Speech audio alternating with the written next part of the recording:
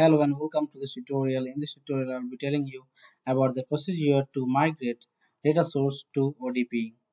Here, suppose you have a requirement such as your BW system has been upgraded to BW for HANA. In that cases, your existing data sources can be migrated into ODP. And for that, SAP has provided with few program. Using that one, you can actually convert into ODP consumption.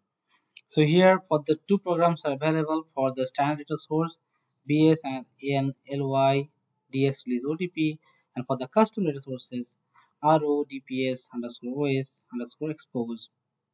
So here suppose what you have to do, you have to go to this program, then you have to put this data source name, then you have to select this release data source.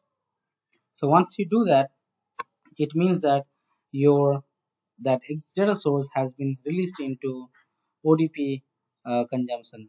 Now you can create a data source, you can replicate into BW, and you can create a data source in BW, and you can start making the data flow into BI. So here the important thing to notice that uh, you have a option called delete release as well.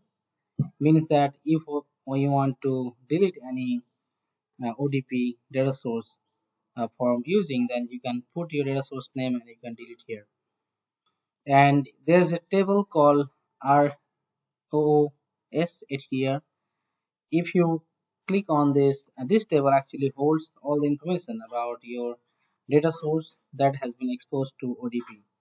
So once you click on this release data source, then here it will be marked as X, this expose external. So using this table, you can actually view in your system how many data sources are being exposed to ODP. So here important thing to notice that your this RS7 delta Q is not will not be available anymore. It will be converted to ODQ mode. So that is the important thing to notice.